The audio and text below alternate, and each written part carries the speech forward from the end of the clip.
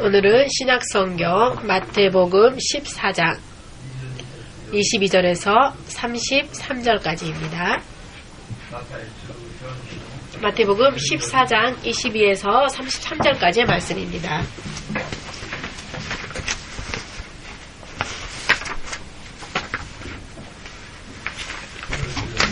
다 찾으셨습니까?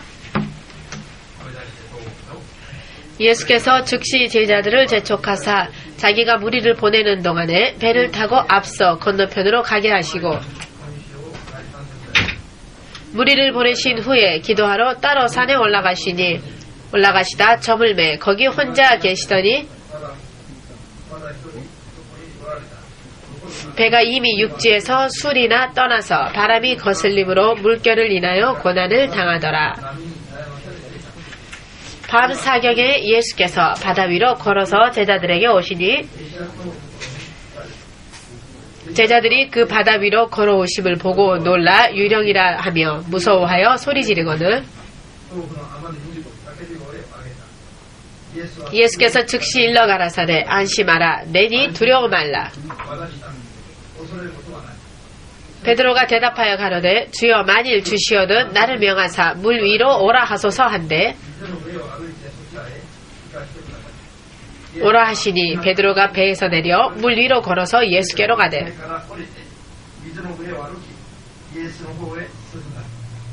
바람을 보고 무서워 빠져가는지라 소리질러 가로되 주여 나를 구원하소서 하니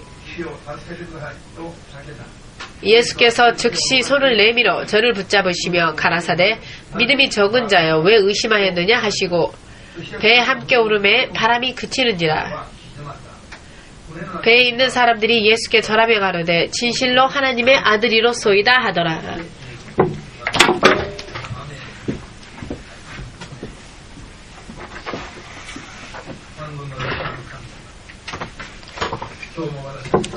만군의 주 되신 하나님, 오늘도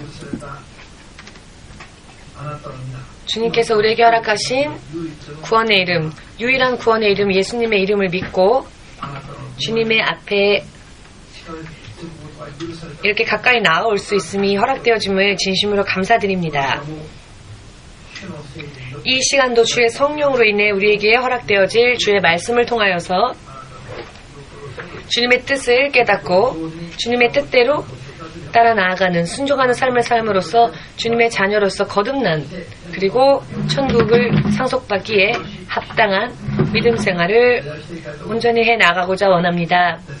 그러니 한 사람 한 사람을 주의 성령의 임재하심과 역사하심 가운데에서 도와주시옵고 인도하여 주시어서 주의 뜻에 합당하게 믿음 생활을 해 나갈 수 있도록 축복하여 주시옵소서. 모든 것을 성령에 맡기오며 예수 그리스도의 이름으로 기도하옵나이다. 아멘. 할렐루야.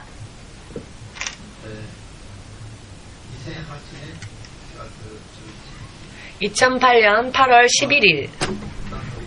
자, 여러분 어떤 날인지 아십니까? 모르시죠?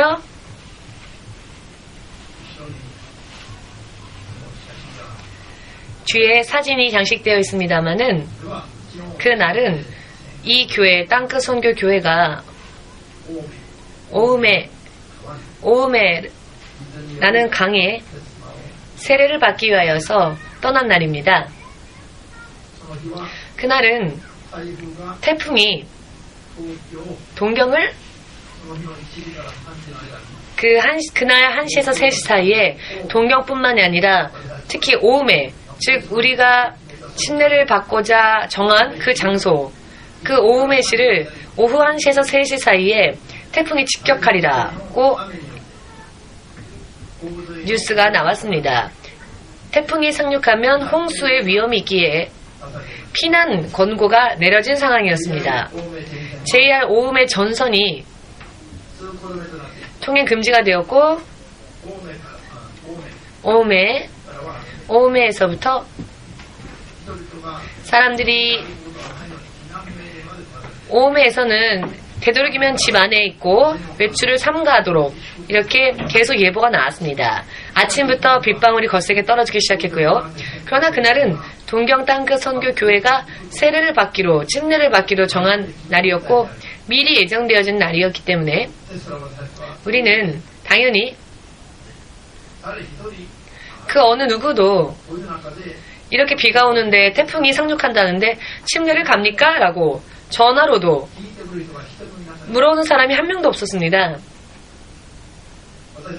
우리는 비, 바람 상관없이 예정대로 출발을 하였습니다. 물론 턱이 빠질 정도로 기도하면서 말입니다.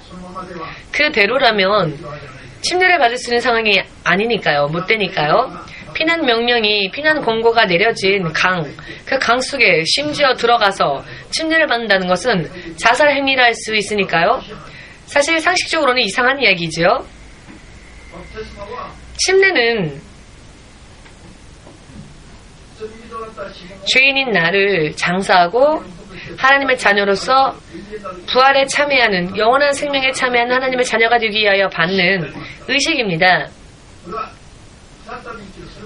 이것은 다시 살기 위하여, 그것도 영원히 살기 위하여서 얻는 의식인데, 그곳에 가서 물속에서 예를 들면 그 물이 무덤이 되기 위해서, 즉 물에서 죽기 위해서 가는 게 아니죠. 다시 살기 위해서 행하는 의식이 침례이니까요. 죽으려고 간 것이 아닙니다. 다만 거센 비, 바람 사이를 출발을 했습니다. 믿음으로. 그리고 1시간 반 정도 달렸을 때에 히가시무라야마라고 하는 장소였습니다. 그 장소를 지나갈 때마다 항상 중간에 그 들르는 휴게소 같은 콤비니가 있습니다. 편의점이요. 화장실에 가고 싶은 분들도 계시고 또 물건을 사고 싶은 분도 계시기 때문에 히가시야마라고 하는 지점을 지나갈 때 항상 들리는 편의점이 있었는데요. 그 편의점을 들렸을 때에 캄캄했던 하늘이 구름이 갈라지기 시작했고 그 구름이 갈라진 틈 사이에 햇빛이 내리쬐기 시작했습니다. 그리고 빗방울이 점점 약해졌고 거의 비가 멈추기 시작했습니다. 바람도 멈추기 시작했습니다. 그때 우리 여성 자매님들 또 지사님들 가운데서는 감동해서 눈물을 흘리시는 분들도 계셨는데요. 그 광경을 보고요. 그리고 그 오음의 강에 도착하여서 침례 예배를 드릴 때에는 이미 구름은 있었지만 바람도 잠잠해졌고 비도 완전히 멈췄었고요. 여러분, 저 뒤에 벽에 사진이 걸려 있습니다. 구름 사이로 빛이 그 강물 위로 십자가의 모양으로 비춰진 그 사진이 저 뒤에 있지요. 우리가 침례를 받았을 때를 사진을 찍었더니 그 강 위로 십자가의 햇빛의 십자가가 그 강물 위로 그려졌습니다.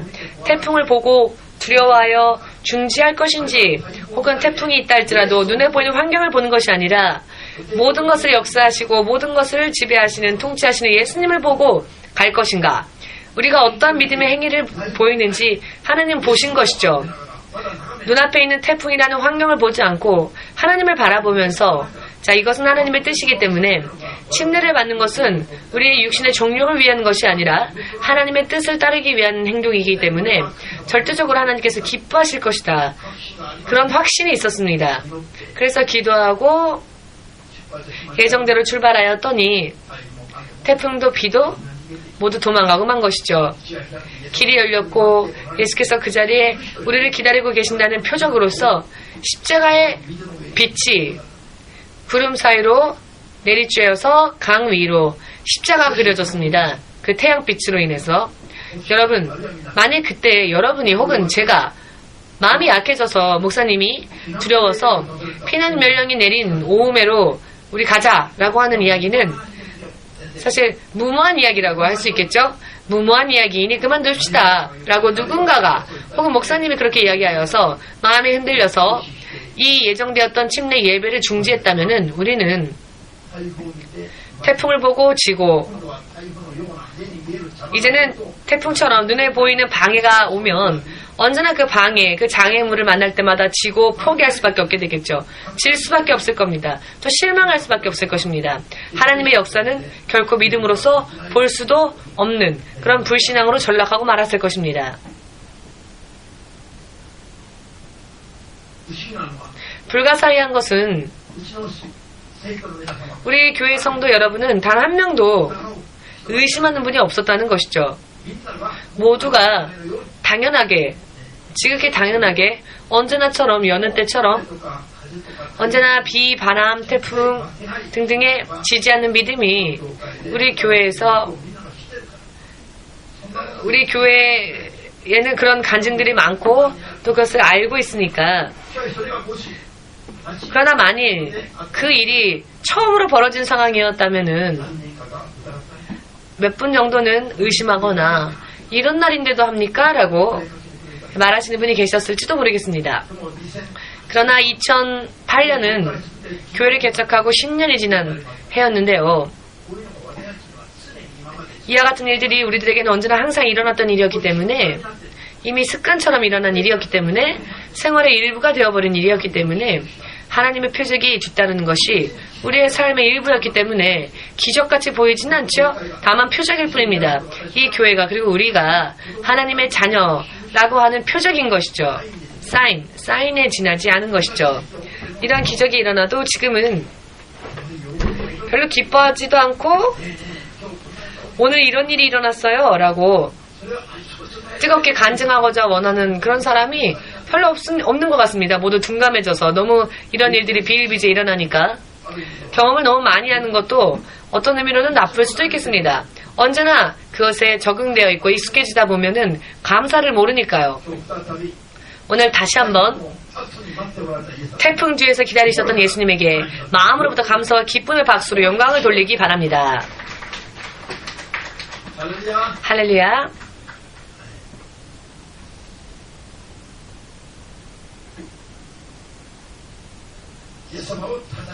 예수님을 바르게 믿으면 초자연적인 그리고 모든 문제를 뛰어넘어서 초월적인 하나님의 영역에 들어갈 수 있게 되며 그 하나님의 영역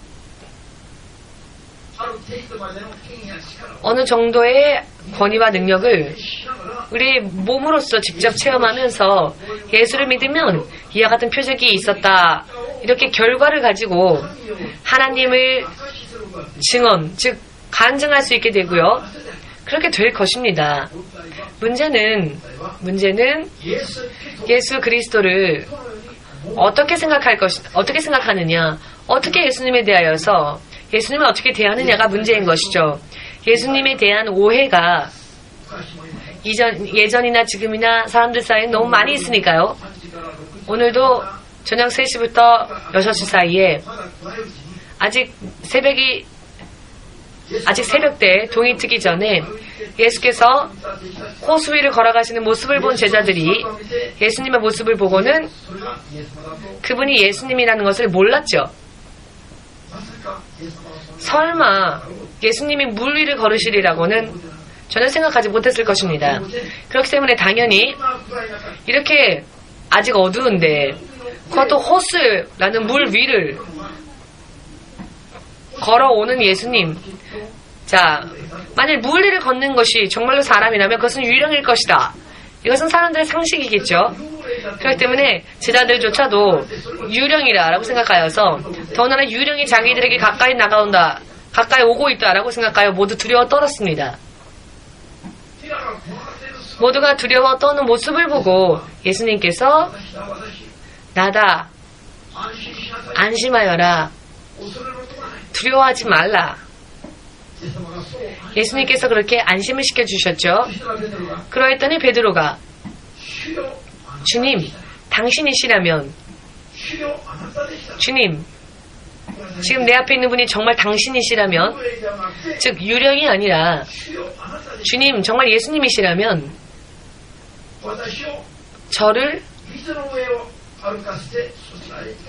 저에게 명령하셔서 제가 물 위를 걸어 예수님이 있는 곳으로 갈 수 있게 하여 주시옵소서. 제가 예수님께 가까이 물 위를 걸어갈 수 있는 것을 허락해 주십시오. 이것은 사람이 예수님을 믿고 사람이 예수를 믿고 사람이 예수님께 구해야 할 기본적인 이야기가 오늘의 베드로의 입술을 통하여서 소개되어진 것입니다. 주님, 당신이시라면, 혹은 처음인 사람은 당신이 예수님, 당신이 정말로 하나님이시라면, 정말로 주님이시라면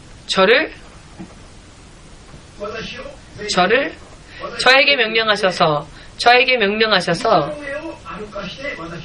물 위를 걷게 하시고, 그리하여 제가 지금 있는 이 뱃속에서 당신이 걸어오신 그 물 위로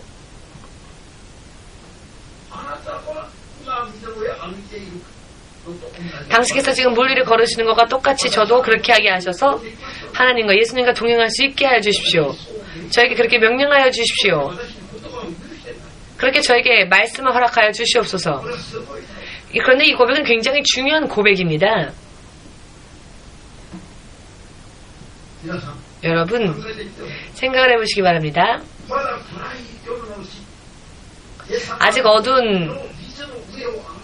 아직 해가 뜨기 전에 예수께서 아직도 캄캄한 호수 위를 걸어오십니다.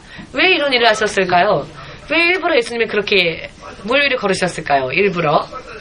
그와 같은 모습, 그와 같은 행동으로 인해 제자들에게 당신의 모습을 드러내시기 원하였기 때문이었습니다. 이것은 계획을 가지고 미리 예정대로 제자들 앞에 예수께서 이와 같은 모습으로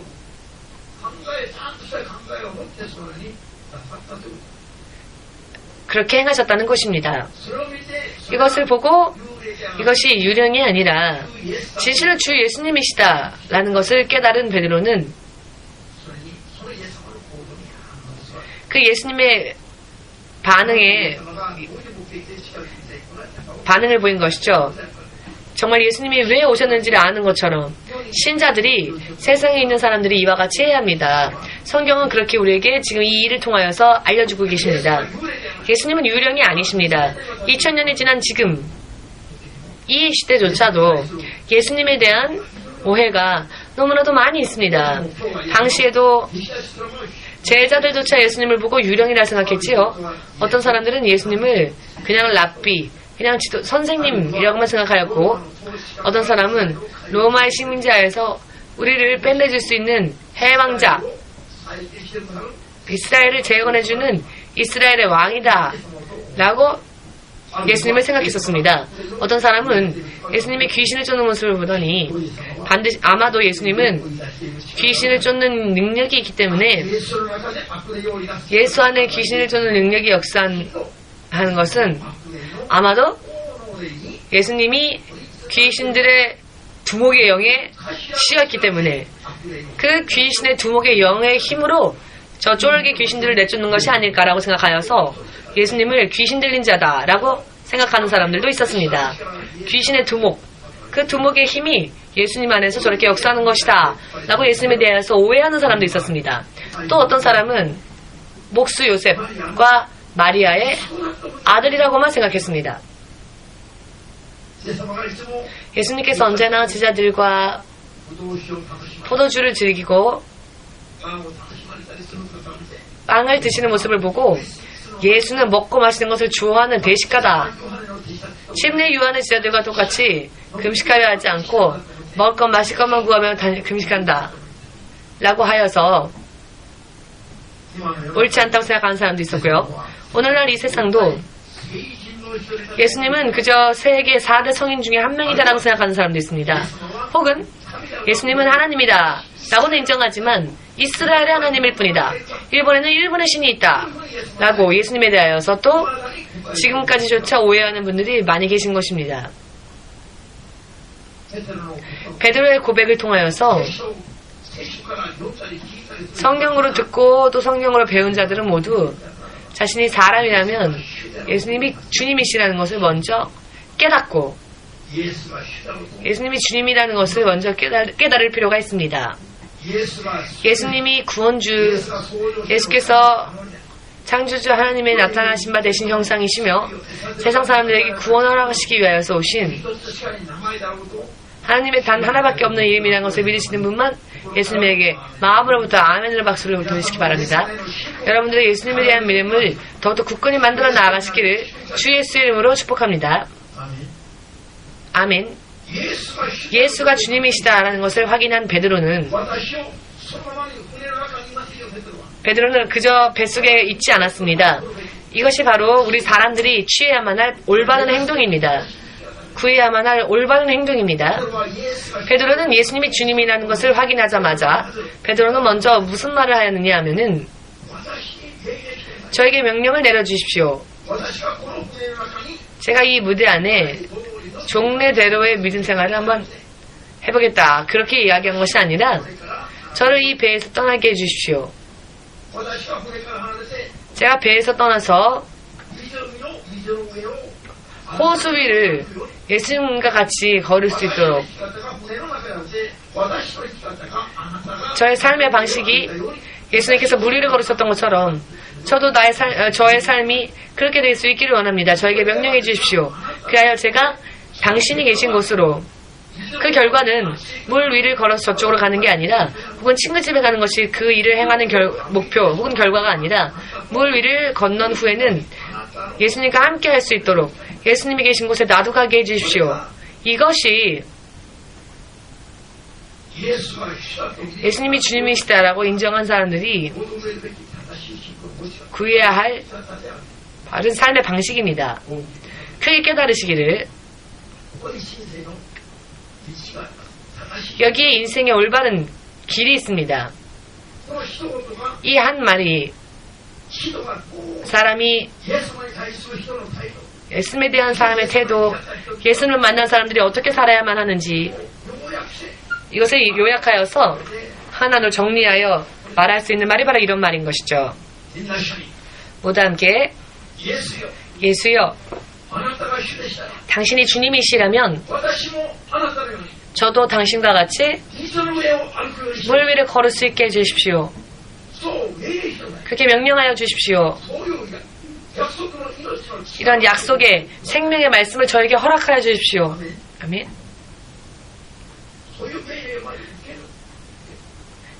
약속의 명령, 축복의 명령을 먼저 받아야 한다는 것입니다. 축복의 명령이 내려오지 않는 한 저는 움직이지 않겠습니다. 왜냐하면 내 마음대로 내 뜻대로 살아온 것은 지금까지의 삶으로 충분하니까요. 지금 뱃속에 베드로가 배에서 살았죠. 자기 뜻대로. 그러나 그것만으로 충분하니 앞으로는 주님께서 저에게 명령을 내려주십시오. 저도 주님과 같이 물 위를 걷는 그런 삶, 그런 주님을 보고 따르는 삶, 그런 삶을 살고 싶습니다. 그러니 주여 저에게 명령을 내려주십시오. 말씀을 주십시오. 베드로는 말씀을 명령이라고 생각했습니다. 베드로가 예수님을 주님이라 인정한 순간 베드로가 예수님의 말씀을 명령이라고 믿었습니다. 명령이란 무엇입니까? 권위자가 내리는 말이죠. 명령을 받은 자는 그 말에 따르지 않으면 안 되는 것입니다. 이렇게 되면 자신도 예수님처럼 물 위도 걸을 수 있을 거라는 것을 베드로는 믿었죠. 예수님과 똑같이 물 위를 걸을 수 있도록 나도 되고 싶다. 그렇게 생각했기 때문에 예수님께 저에게도 그와 같은 명령을 내려주십시오라고 구하였던 것이죠. 이 베드로의 믿음이 여기에 여러분, 자, 보이지 않으십니까? 베드로의 믿음이 여기에 베드로의 믿음이 보이지 않습니까? 여러분과 저의 믿음도 이와 같이 되어야 할 것입니다.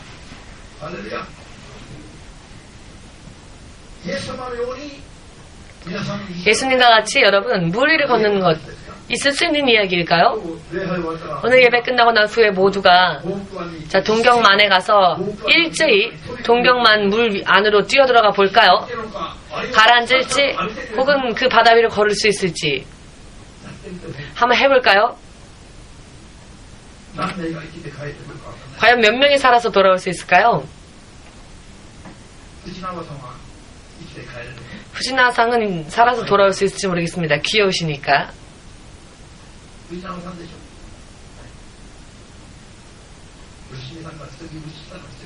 요시미상이 오늘 미리 말을 해줬습니다. 오늘 후지미상에 오신다고요. 얼마나 귀엽습니까? 하나님께서요. 이 영혼이 귀엽게 보이니까. 자, 그런데 이것은 정말 하나님께서 사랑하시는 자를 하나님이 도우시는지는 해보면 압니다. 동경만에 뛰어들어 보면 알 것입니다. 그 결과를. 아, 목사님, 저도요, 베드로처럼 동경 바다 위를 걸을 수 있었습니다. 라고 하는 보고가 나도 할 수 있을 것 같다라고 생각하시는 분 손 들어보십시오. 아무도 아직 미치지 않으셨네요. 베드로가 말한 곳에 베드로의 고백에 여러분 비밀이 있습니다.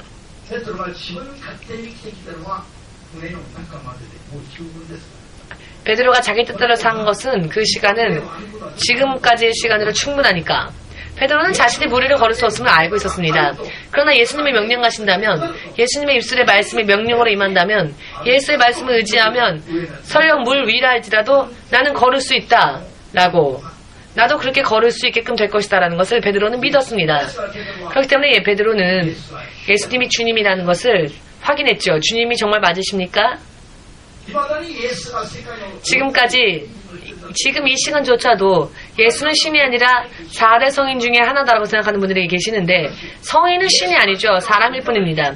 그러나 예수님이 하나님이시라는 것, 그것을 인정하고 예수님의 말씀이 모든 이들에게 명령으로 임하였다는 것을 믿고 그 명령이 내 안에 믿음으로 들어왔음을 또 믿고 확신이 있다면 이번에는 예수님처럼 물 위를 걸을 수 있는, 지금까지는 전혀 틀린 초자연적인, 모든 것을 초월한, 모든 문제를 뛰어넘는 하나님의 자녀로서 신분이 바뀌는 삶을 살 수 있음을 믿음으로 그렇게 믿고 베드로가 이야기했던 것을 여러분들도 깨달으시기를 예수님의 명령, 예수의 말씀, 예수의 약속 없이는 동경만에 뛰어들면 그 사람은 예약하지 않으면 안 됩니다. 화장터를 말입니다. 그렇기 때문에 예수님의 명령 없이 바다로 뛰어든다든지 베드로처럼 흉내를 낸다든지 하는 일은 꿈속에서도 하지 마시길 바랍니다. 옆에 계신 분에게 말씀하세요. 우리 조심합시다. 아멘. 무엇이 비결이냐? 예수의 말씀의 명령이 내게 임하였을 때 그 말씀을 쫓아 행한다면 예수님과 같이 물이라도 걸을 수 있게 된다는 것입니다. 예수님처럼 기적을 행할 수 있게 된다는 것입니다. 이것이 기적을 맛볼 수 있는 비결입니다. 아멘. 그렇기 때문에 먼저 정말 중요한 것은 예수님이 구원주이심을 우리가 인정하는 일입니다. 주의 말씀에서 나오는 말씀이 명령이며 명령은 능력이고 그 능력은 권위라는 것을 인정하면 물 위를 걷는다는 것이 사람의 세상에는 상식에는 없는 이야기지요.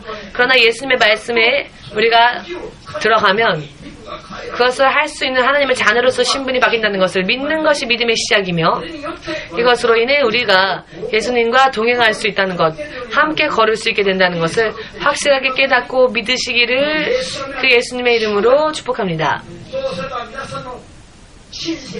그러면 여러분들의 인생에 있어서 나는 할 수 없었던 일들을 그러나 예수님의 명령으로 인해, 예수의 말씀으로 인해 할 수 있게끔 거듭날 수 있게 될 것입니다. 이것이 창조주 하나님의 자녀로서 하나님의 나라에 들어갈 수 있는 믿음이라는 것입니다. 아멘. 이것을 믿지 않으면 안 됩니다. 어떤 전도사가 한국에서 금식을 15일 동안 열심히 했습니다. 많이 기도하고 성령의 충만함을 얻었기 때문에 자신만만해져서 한국의 휴전선 그 앞쪽에 있는 임진강이라는 강이 있는데요. 그 임진강에 뛰어들었답니다. 그래, 한번 해보자. 기합 넣고 나도 베드로처럼 믿음으로 물 위를, 임진강 위를 한번 걸어보자. 그렇게 강에 뛰어들었더니 맥주병처럼 가라앉았답니다. 거품을 내면서 가라앉았답니다. 죽었는지 살았는지 잘 모르겠습니다. 그 후의 이야기는 제가 듣지를 못해서. 그러나 이런 흉내는 절대 내서는 안 됩니다. 아멘 되시기를. 예수님의 말씀이, 예수께서 우리에게 약속하신 말씀이 있을 경우에 인도하심이 있을 경우에 자신의 정력을 위하여서가 아니라 하나님을 시험하기 위해서가 아니라 필요한 때에 필요한 것을 구하면 하나님이 이렇게 역사해 주신다는 것이죠. 사람이 창조자지고 거듭나게 된 이유 목적은 사람이 사람으로서 살기 위해서가 아니라 사람이 한번 태어나서는 창조의 목적으로 한 번 태어난 것만으로는 창조의 목적을 이루지 못하기 때문에 예수님의 이름으로 다시 태어나서 하나님의 자녀가 되기 위하여 오는 것입니다. 여러분들이 집에서 키우는 예를 들어 애완견들, 강아지나 고양이 한번 물어보십시오. 너는 자 돼지에게 한번 물어보십시오. 너는 한 번 죽고 다시 개가 되기 위해서 태어났니? 개에게는 너는 한 번 죽고 난 뒤에는 고양이가 되기 위해서 태어났니? 자, 호흡 있는 생명체에게 한번 물어보십시오. 그런 목적이 그들에게는 없죠. 그냥 한 번 태어났다가 죽으면 끝입니다, 동물은. 그러나 만물의 영장이라 불려지는 사람만큼이 창조주 하나님의 자녀가 되기 위하여서 거듭난 것입니다. 여러분, 매미라는 곤충을 아십니까? 여름이 되면 나무 같은 곳에 앉아서 숨어서 계속 울죠. 맴맴맴하고 밤에도 노래하고. 매미는 낮에는 거의 대부분을 노래하면서 나무 위에서 지낸답니다. 그러나 새미는 물 위에서 바다 위에 나무 위에서 태어나는 건 아니죠. 흙 속에서 태어납니다. 아멘 되십니까? 흙 속에서 태어납니다. 그래서 흙 속에서 태어나서 매미는 자기의 인생을 출발하죠. 그리고는 나무 위에서 그 인생이 끝납니다. 이렇게 작은 곤충 하나조차도 태어난 곳과 죽은 곳이 틀립니다. 하물며 만물의 영장이라 불러지는 사람이 한번 어머니의 태에서 태어나서 천국에 가서는 하나님의 나라를 계속적으로 상속받는 것.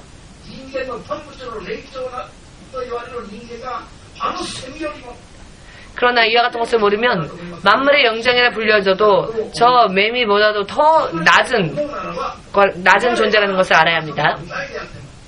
우리가 태어난 것은 어머니의 모태라 할지라도 하나님의 나라에서 영원히 세 번째 인생이 있다는 것을 인정한다면 이것은 절대로 이상한 이야기가 아닐 것입니다. 전혀 지나친 것이 없을 것입니다. 저 매미조차도 땅속에서 태어나서 나무 위에서 죽는데, 그래서 또 다른 인생이 기다리고 있는데 나무 위에서 사람은 제3의 세계가 기다리고 있다는 이야기 때문에 이상해합니다. 주 예수가 이 땅에 오셔서 여러 많은 기적을 이루고 세상에는 없는 사람들의 기적을 일으킨 것은 창조주 하나님이 함께 하시지 않으셨다면 그런 일은 못했을 것입니다. 니고데모라고 하는 이스라엘의 지도자가 한밤중에 사람들의 눈에 띄지 않는 곳에서, 그는 이스라엘의 지도자이기 때문에 사람들의 눈에 띄면은 지금 자신이 예수님에게 여쭈어보고자 하는 것이 사람들에게 알려지면 그것은 창피했기 때문에 아무도 모르는 밤에 일어나서 예수님을 만나러 갑니다. 세상과 땅을 창조하신 하나님이라는 존재가 계시다면 그 하나님 이외에는 할 수 없는 능력, 그 능력이 예수님께 나왔으니까요. 그는 예수님의 정체, 예수께서 이루신 역사심을 보고 그분의 정체를 알게 되었습니다. 그러나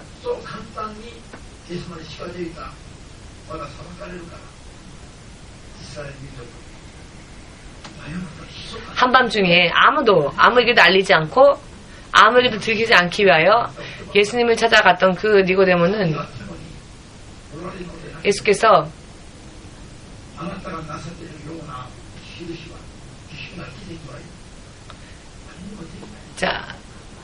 아나타가 못되르노와 당신이 가지고 있는 것은 아무나 다 할 수 있는 것이 아니다. 예수님은 창조주 하나님의 형상이십니다. 아멘 되십니까? 예수님께서 모두가 잠들어 있을 때 새벽 3시부터 6시까지 가장 춥고 가장 어둡고 사람들이 가장 깊이 잠이 들어있는 그 시간에 물 위를 걸어 당신의 모습을 제자들에게 보인 이유가 있는데요.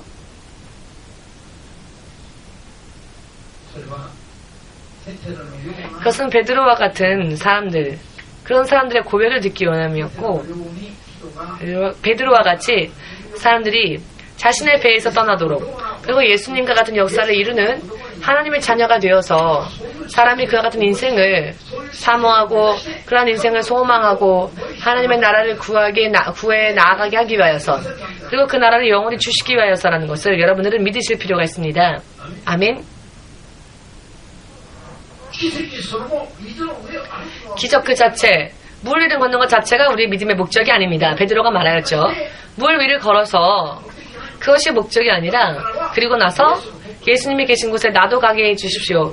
예수님이 거하시는 곳에 나도 거하게 해주시고 예수님과 동행하게 해주십시오. 이것이 그 기도를 드린 목적이었죠. 사실은 이 표적을 보았다면은 이제 후에는 예수님과 하나가 되어서 예수님과 하나로 살아라라는 뜻입니다.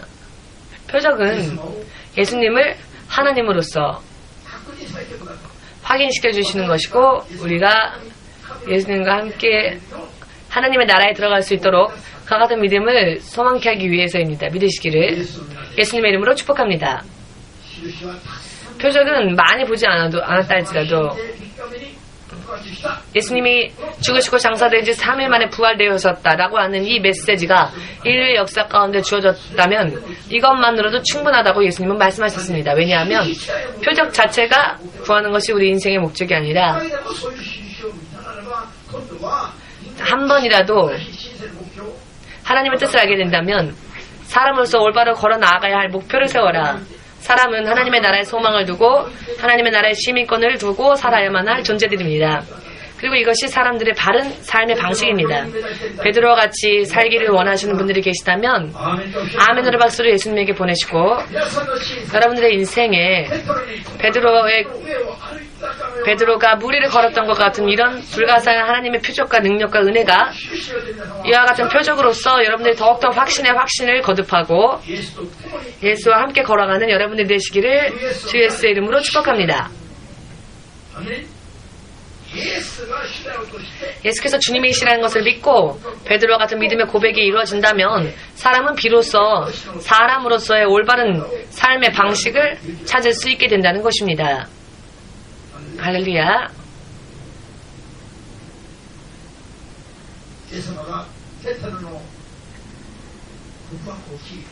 예수께서 베드로의 고백을 들으시고 예수님은 오라 라고 하셨습니다. 예수께서 오라 하셨습니다. 오라 하셨더니 베드로가 배를 떠났죠.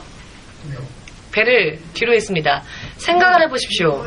지금까지 의지하고 있었던 그 배를 베드로가 떠났습니다.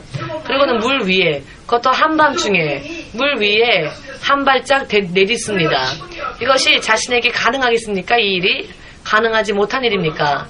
이것이 가능한 사람이 되지 않으면 예수님과 함께 걷기란 어렵습니다.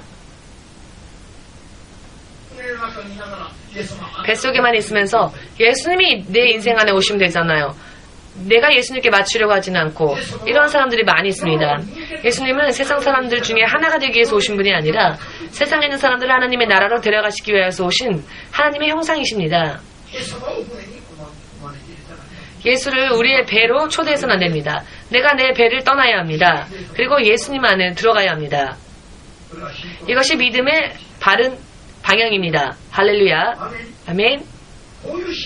이와 같은 믿음을 실제적으로 소망하고 이와 같은 행동을 취하는 여러분들에게, 그럴 때 하나님과 함께하는 인생을 새롭게 시작할 수 있을 것입니다. 배에서 한 발자국도 떨어지려고는 하지 않고, 예수님 당신이 내 배로 오세요. 예수님이 내 친구가 되어주세요. 라고 하는 사람들이 많지요. 예수님이 우리의 친구라면 어떻게 되겠습니까? 모처럼 세상에 오신 창조주 하나님이신데, 모처럼 세상에 오신 단 한 분이신 유일하신 하나님이신데, 구원주이신데, 그분을 사람의 수준에까지 낮추고 내려놓고 내 친구로 삼고자 하는 세상 사람들을 어떻게 해야 할까요? 그와 같은 믿음 생활은 정말로 자신의 인생을 잘못되게 만들고 불행하게 만드는 일입니다. 허무한 인생으로 만들어버리는 일입니다. 우리는 우리의 사고방식, 우리의 생각의 방향을 바르게 해야 합니다. 우리의 믿음을 바른 방향에 맞춰가야 합니다. 우리가 우리의 배에서 떠나서 예수님께로 가야 할까요? 혹은 예수님을 끌어내려서 내 친구로 삼고 내 배로 예수님을 오게 해야 할까요? 판단은 여러분들에게 맡기겠습니다.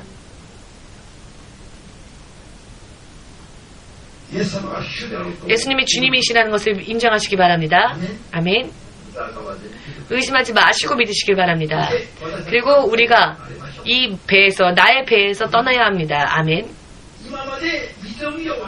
지금까지 물 위를 걷지 못하여 의지하고 있었던 내 인생을 의지하고 있었던 배가 지금까지 내 인생이었죠. 그러나 우리는 이제 예수가 없었던 내 인생을 하나부터 부정하고 그것은 잘못된 것이었구나라는 걸 깨닫고 아무리 노력하여서 손에 넣은 것이 있다 할지라도 결과적으로 모든 것이 다 허무하게 끝나버리고 만다는 것을 결과적으로 그렇게 허무한 결과를 받기 전에 빨리 그것을 인정해야 합니다. 그리고 1에서부터 다시 시작해야 합니다. 하나에서부터. 아멘. 그리고 우리가 우리의 배에서 이제 내려와야 합니다. 배에서 떠나지 않을 때에는 베드로가 정신이 이상해져서 그런 것이 아니라 세상 사람들의 상식으로는 상상할 수도 없는 물 위를 걷는다고 하는 물 위를 걸으시는 예수님, 그분이 주님이시라는 것, 이것을 확인할 수 있었죠. 배를 떠났을 때. 베드로가 배를 떠났을 때 예수님이 주님이라는 것을 베드로는 확실하게 깨달을 수 있었고, 예수를 믿는다면 자, 믿음으로 무엇이든지 구하면 무엇이든지 이루어진다는 것을 알게 되었죠. 예수의 말씀이 우리와 함께 한다면 그 모든 것이 우리 삶 가운데 성취되어진다는 것을 베드로는 깨닫게 되었죠. 요한복음 15장을 통하여서 예수님은 그렇게 약속해 주셨습니다. 할렐루야. 불가사의한 길이 이렇게 열려지는 것입니다. 배에서 막상 떠나면 죽을 것 같이 보이지요? 그렇기 때문에 사람들은 주저합니다.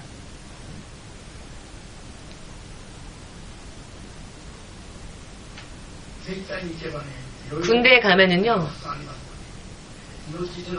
여러 많은 훈련들이 있는데요, 그 줄 하나의 목숨을 의지하여서 그 줄타기 하는 훈련들도 있습니다.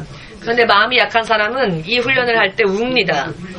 그리고는 뛰어내리지 못해서 그 줄에 자신을 의지하지 못한 채 생명줄이 자신을 붙잡고 있음에도 불구하고 무서워서 어떤 사람은 오줌까지 쌉니다. 예수님 앞에서도 그런데 이런 사람들이 너무나 많이 있습니다. 지금까지의 이런 인생, 지금까지의 인생을 포기하면, 지금까지의 삶을 버리면 나는 망하는 게 아닐까 하고 두려워하는 사람들이 많은데, 이럴 때 오히려 결심하고 하나님 안에 나를 맡기기로 결심하고 배를 떠나는 것. 지금까지는 할 수 없었지만 예수님이 명령하신다면, 예수께서 그렇게 말씀하신다면, 예수님이 해주신다면 물 위라도 걸을 수 있다, 나도 할 수 있다 라는 것을 스스로 체험하면서 일본 사람, 한국 사람, 미국 사람이 아니라 이제는 하나님의 사람, 천국인으로서 여러분 마치 다른 사람처럼 완전히 거듭난 정말로 진정한 의미에서의 새로운 인생의 출발을 할 수 있게 되는 것입니다. 천국 가서 확인할 수 있는 문제가 아니고요. 우리가 이 땅에 사는 동안에도 배를 떠나는 순간, 나라고 하는 내 배를 떠나는 순간, 예수님께 나의 모든 것을 내 생명까지 맡기는 순간, 그렇게 행동으로 옮기는 순간부터 예수님이 주님이시라는 것을 깨닫게 되며 내가 하나님의 자녀라는 것을 확인할 수 있게 됩니다. 할렐루야. 아멘. 세상에는 신들이라고 불려지는 존재들이 많이 있지요. 이름조차 알 수 없는 신도 있습니다. 이름도 모르면서 사람들은 신이라고 믿고 섬기는 그런 존재들도 있습니다. 이렇게 그러나 믿고 결과까지 확인할 수 있는 신은 하나님밖에 없습니다. 그런데 그 예수님의 이름이 하나님의 이름이라는 것을 깨닫고 여기까지 왔다는 것은 여러분들이 사람으로 태어나서 여러분들이 성취한 일 가운데 가장 큰 성공적인 일입니다. 옆에 계신 분들에게 한마디 인사해 볼까요? 축하합니다. 참 여기까지 잘 오셨습니다.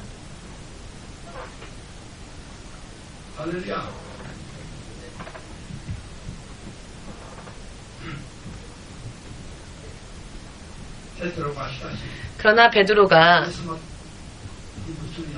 예수님께 몰두하여서 물 위를 걸었더니 거센 비바람과 함께 풍랑이 있는 것이 베드로의 눈에 들어왔지요. 베드로의 시선이 그 풍랑에 멈췄습니다. 그 순간 예수님을 향했던 마음이 풍랑을 보고는 풍랑으로 마음이 옮겨졌고, 그래서 호수를 예수님과 똑같이 걸었던 베드로가 눈에 보이는 환경을 보고 두려워한 순간 물에 빠졌습니다. 깨달았더니 자신은 이미 물에 빠져서 죽을 지경이 된 것이죠. 이런 일들이 많이 있습니다. 어떤 때에는 하나님의 사람으로서 온전히 걸었던 사람이 어느 한순간 당치도 않은 일을 할 때가 있습니다. 전혀 터무니없는 시험에 빠져가는 사람들이 많이 있습니다. 모두 함께 예수님으로부터, 말씀으로부터 시선과 마음을 빼앗긴다면 무엇이 기다립니까? 빠지는 일밖에 없습니다. 멸망이, 실패가 기다릴 수밖에 없습니다. 실패는 어떻게 자, 여러분, 창세기 4장 7절에 죄가 문 앞에 엎드려서 너를 덮치고자 기다리고 있다고 하셨는데요. 여러분, 우리가 출입할 때 문이 있지 않습니까? 그런데 그 출입하는 곳에, 즉 문이 있는 곳에 사람들이 출입할 때마다 지나가지 않으면 안 되는 그 문 앞에 멸망이, 실패가, 죄가, 위기가 언제나 그 사람을 엎드려 기다린답니다. 그러나 너는 그것을 지배하라 라고 하나님은 말씀하셨죠. 그러나 너는 그 죄의 소욕을 하나님의 말씀으로서, 믿음으로서 지배하여라, 다스려라. 처음 아담과 이브로부터 태어난 아들이었던 가인에게, 가인이야말로 태어난 자들 중에 선조이죠. 창조되어진 사람은 아담과 이브이지만 창조되어진 부부를 통하여서 태어난 첫사람이 바로 가인입니다.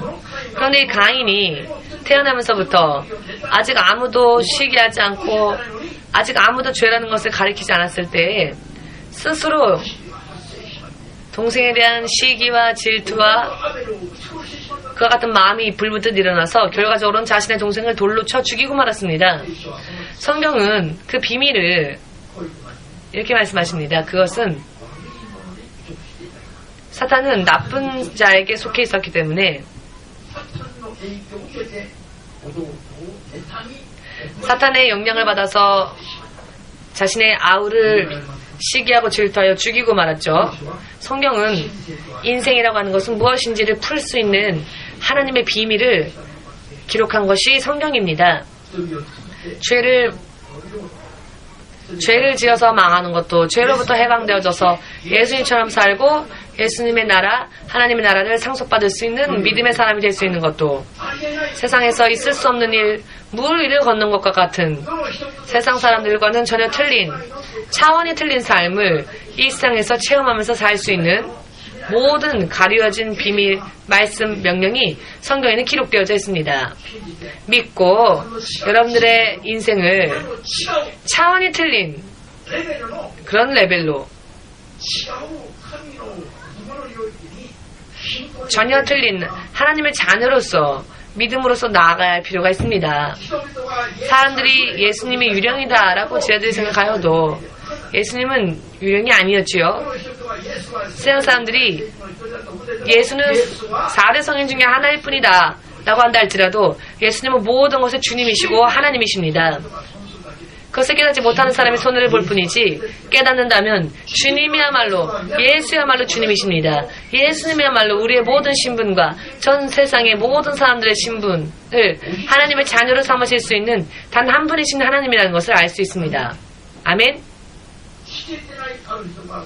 깨닫지 못한 누군가가 손해볼 뿐이지 깨닫는다면 그분은 그와 같은 분이십니다.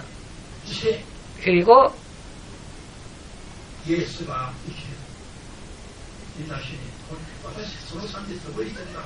제가요, 오늘도 하나요?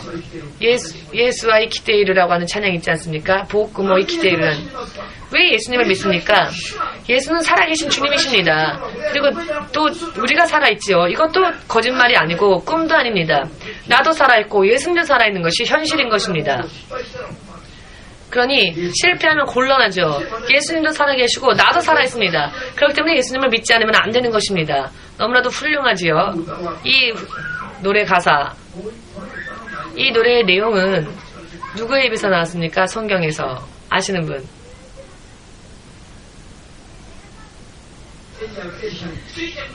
엘리야가 엘리사에게 쫓아오지 마라고 3번 얘기했을 때 엘리사는 자신의 스승 엘리야 앞에서 그런 말을 했습니다.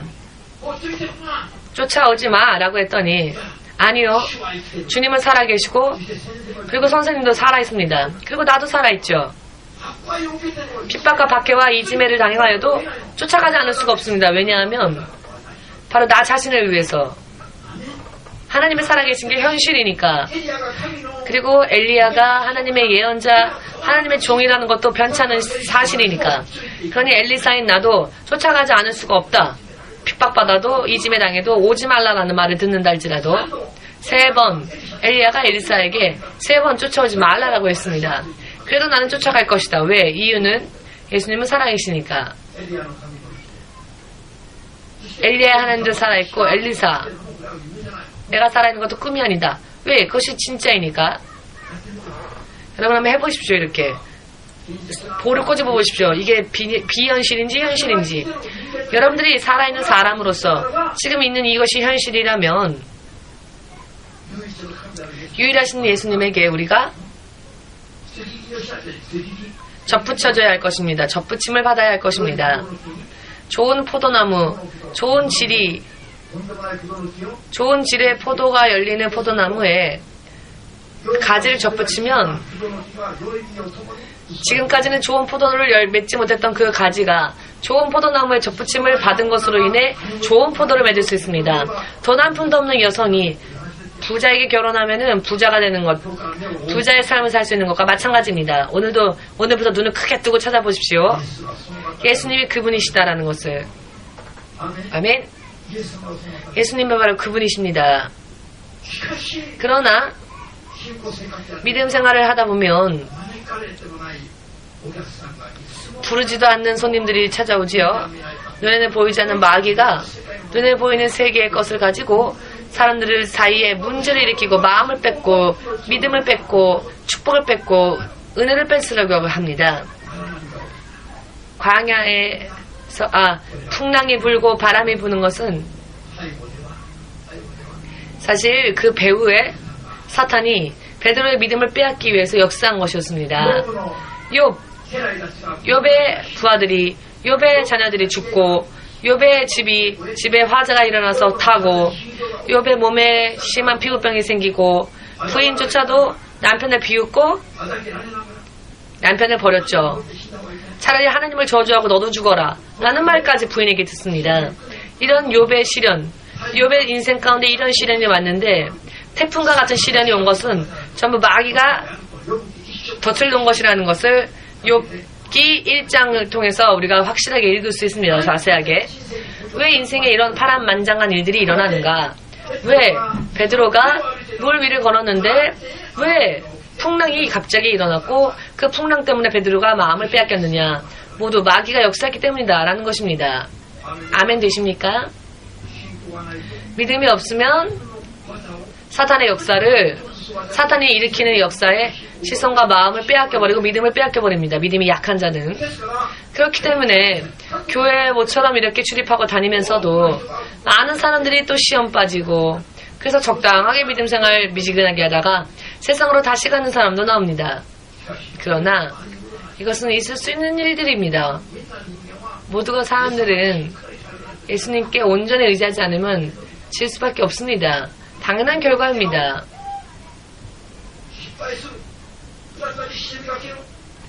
다시 실패하고 다시 예전의 자신으로 돌아가고 예수님과 함께 거하며 예수님의 능력에 충만한 삶을 사는 내가 아니라 믿음이 없었던 나로 다시 돌아가는 사람들이 너무 많죠. 때때로 그런 사람들을 봅니다. 근데 이런 일들이 얼마든지 일어날 수 있다는 것입니다. 문제는 그와 같은 때에 계속적으로 마음을 빼앗기고 믿음을 빼앗기고 계속적으로 안 되겠다. 세상에 있는 것들을 의지하자라고 생각하면 소망이, 가망이 없다는 것입니다. 베드로와 같은 수제자라 할지라도 다시 물에 빠지는 이런 일들이 일어나게 되는 것입니다. 그러나 이길 수 있는 비결, 승리할 수 있는 비결은 다시 예수를 부르는 일입니다. 다시 주 예수님 도와주십시오. 다시 예수님께 외치는 것입니다. 이것이 비결인 것입니다. 그리하면 예수님은 다시 당신의 손을 내주시고 우리의 손을 붙잡고 그 환경 속에서 우리를 건지시고 구하십니다. 모두 함께 하루에 7 곱하기 70번 죄를 범한다 할지라도 실패했다 할지라도 빠졌다 할지라도 다시 회개하고 예수님을 향하여 외치면 예수님은 그 손을 뻗으시고 우리를 도와주신다. 그렇게 되면 다시 거짓말처럼 회복될 수 있습니까? 옆에 있는 분들에게 물어보십시오. 회복될 수 있습니까? 이미 끝입니까? 늦어버렸습니까? 끝이다라고 생각하는 것은, 끝이라고 생각하게 만드는 것은 사탄입니다. 그러나 나는 할 수 있다 라고 하는 마음은 성령이 주시는 것입니다. 성령이 그런 마음을 주시지 않으면 성령을 알 수도 없고 하나님을 알 수도 없고 하나님을 인정할 수도 없으며 예수님을 구하지도 못합니다. 할렐루야.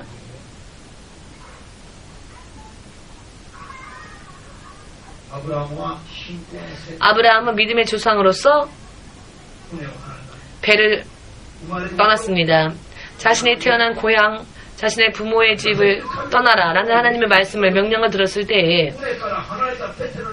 배에서 떠난 베드로처럼 아브라함도 자신이 살았던 고향, 조상 대대로 살았던 그 땅, 그 장소를 그는 떠납니다. 다만 떠나라 라고 한 하나님의 말씀만을, 그 명령만을 듣고 쫓았을 뿐이었죠.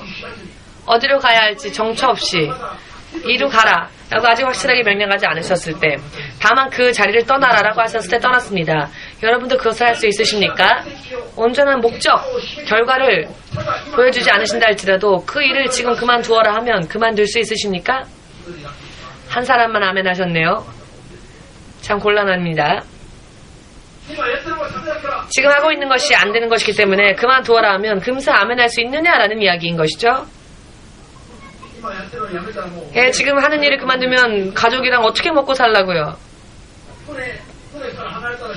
배에서 내리면 물에 빠질 텐데요 라고 생각하는 한 예수님의 역사를, 하나님의 역사를, 하나님의 자녀로서의 하나님부터 받게 될 축복을 맛볼 수는 없다는 것, 체험할 수 없다는 것을 깨달으시길 바랍니다. 내가 가지고 있는 것 혹은 눈에 보이는 것으로서 판단하지 마십시오.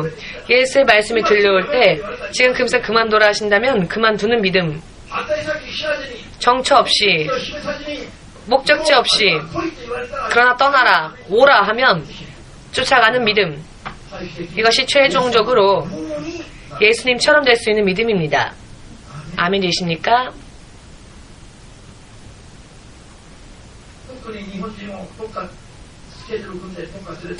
특히 일본 분들과 스케줄을 짜서 어딘가를 가게 되면 아침부터 아주 대단합니다. 오늘은 몇 시에 무엇을 합니까? 어떻게 합니까? 스케줄을 일일이 다 가르쳐주지 않으면은 스케줄을 다 하나하나 확인하려고 드니까. 왜냐하면 일본 사람들은 이성적이기 때문에 확실하게 1에서 10까지 스케줄이 눈에 보이지 않으면은 초조해합니다. 자, 성령께 맡기고 성령의 인도하심을 따라갈 겁니다 라고 말하면 일본 분들은 그것을 납득하지 못해합니다. 그렇지 않으십니까? 그렇지 않아서 다행입니다. 자, 일본인을 버리고 천국인이 되십시오. 천국인이 되기 위해서는 나의 스케줄은 필요 없습니다. 눈에 보이지 않는 성령의 세미한 음성까지 듣고 무엇이든지 아멘 할 수 있는 믿음. 아, 오늘은 동대문 가자 그러면 아멘. 오늘은 도중에 그만두고 남대문 가자 그러면 그래도 아멘. 이렇게 되지 않으면 안 됩니다. 이와 같은 말씀에 아멘 할 수 있으십니까? 아니, 목사님, 왜 일본 사람들은 그렇게 하면 안 돼요. 한국 사람처럼 그렇게 무대뽀하지 않아요. 스케줄을 좀 짜주세요. 일본 사람으로 살다가 일본 사람으로 죽고 천국 사람이 되고자 원하지 않는 사람은 그렇게 살면 됩니다.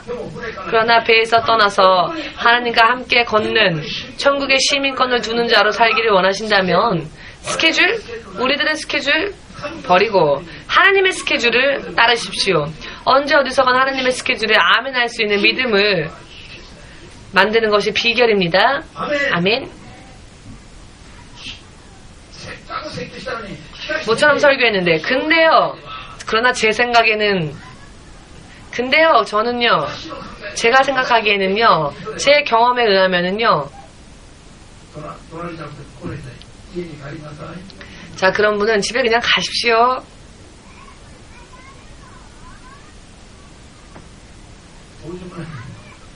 그런 분은 어떻게 할 수 없죠. 그냥 집에 가시라고 할 수밖에 없죠.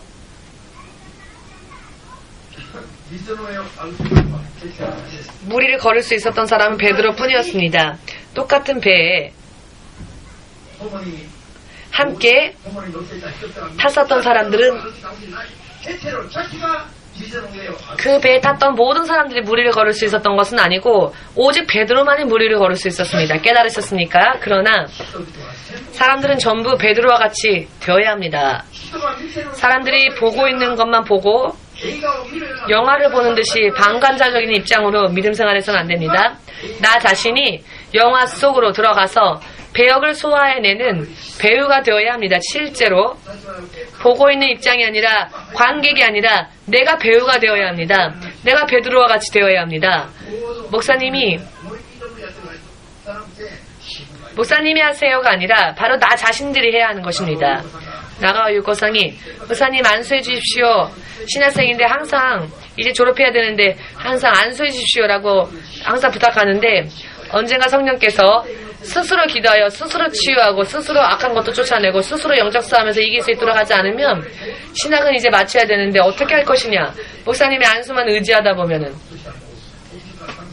그랬더니 지난주부터 하나님께서 무리하게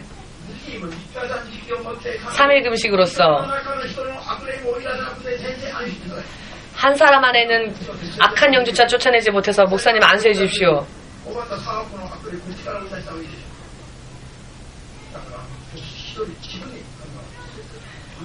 직접 하나님은 누군가를 의지하지 말고 너가 베드로가 되어서 너가 스스로 믿음으로 행하여라 라고 말씀하셨죠.